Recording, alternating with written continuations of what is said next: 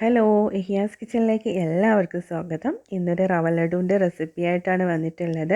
അപ്പോൾ നല്ല ടേസ്റ്റി ആയിട്ടുള്ള ഈ ഒരു റവ ലഡു എങ്ങനെ ഉണ്ടാക്കുന്നതെന്ന് നമുക്ക് നോക്കാം.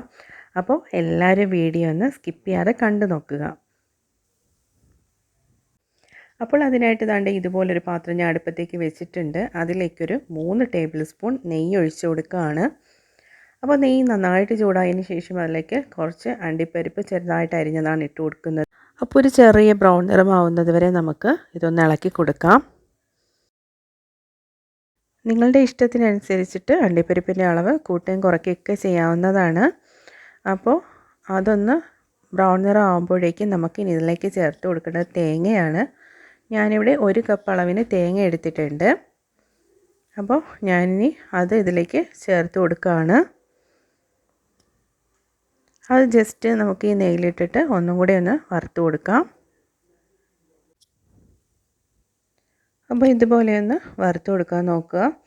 അപ്പോൾ നമ്മളിത് ചെയ്യുന്ന നേരത്തെ തീരെ കുറച്ച് വെച്ചിട്ട് ചെയ്യാൻ നോക്കണം. ഇനി ഇതിലേക്ക് ഒരു 1/4 ടീസ്പൂൺ ഏലക്ക പൊടിച്ചത് ചേർത്ത് കൊടുക്കുകയാണ്.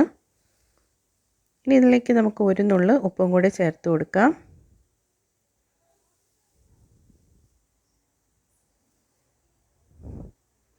ഇനി ഇതിലേക്ക് ഞാൻ ചേർത്ത് കൊടുക്കുന്നത് ഒരു 3/4 കപ്പ് അളവിന് പഞ്ചസാര എടുത്തിട്ടുണ്ട്. അതും കൂടി ചേർത്ത് കൊടുക്കാം. ഇനി ഇതിലേക്ക് 1 കപ്പ് റവ ചേർത്ത് കൊടുക്കുന്നുണ്ട്. ഇനി ഇതിലേക്ക് ഒരു 2.5 ടീസ്പൂൺ പാൽപ്പൊടി ചേർത്ത് കൊടുക്കുന്നുണ്ട്. ഉണ്ടെങ്കിൽ ചേർത്ത് കൊടുത്താൽ മതി, നിർബന്ധമൊന്നുമില്ല. ഞാൻ കുറച്ചൊരു ടേസ്റ്റ് കിട്ടാൻ വേണ്ടിയിട്ടാണ് പാൽപ്പൊടി ചേർത്ത് കൊടുത്തിട്ടുള്ളത്. ഇതിലേക്ക് നമ്മൾ കുറച്ച് പാലും കൂടെ ചേർത്ത് കൊടുക്കുന്നുണ്ട്. അതുകൊണ്ട് നിങ്ങളുടെ കയ്യിലുണ്ടെങ്കിൽ ചേർത്ത് കൊടുത്താൽ മതി. അപ്പോൾ ഇതെല്ലാം കൂടെ ചേർത്തിട്ട് നന്നായിട്ട് അങ്ങ് മിക്സ് ചെയ്ത് കൊടുക്കാം. ഒരു 2-3 മിനിറ്റ് നമുക്ക് ഈ ചെറു തീയിലിട്ടിട്ട് ഇതുപോലെ ഇളക്കി കൊടുക്കണം. നമ്മൾ റവയൊക്കെ നന്നായിട്ട് മിക്സായി വന്നിട്ടുണ്ട്.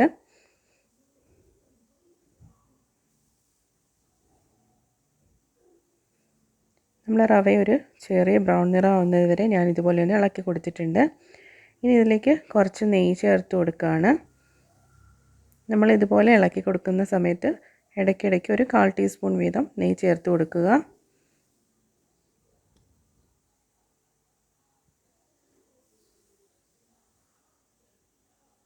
അപ്പോൾ വീണ്ടും ഞാൻ ഇതിലേക്ക് ഒരു 1/4 ടീസ്പൂൺ നെയ്യ് ചേർത്ത് കൊടുക്കുകയാണ്.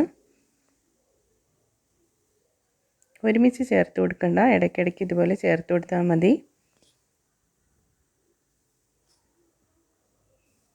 വീണ്ടും നന്നായിട്ട് അങ്ങ് ഇളക്കി കൊടുക്കുക. അപ്പോൾ ഇവിടെ ചെറിയൊരു ബ്രൗൺ നിറമായി കഴിഞ്ഞിട്ടുണ്ട്. ഇനി നമുക്കിതിലേക്കൊരു 1/2 കപ്പ് പാല് ചേർത്ത് കൊടുക്കാം. പാല് ചേർത്ത് കൊടുത്തിട്ട് നന്നായിട്ടങ്ങ് ഇളക്കി കൊടുക്കുക.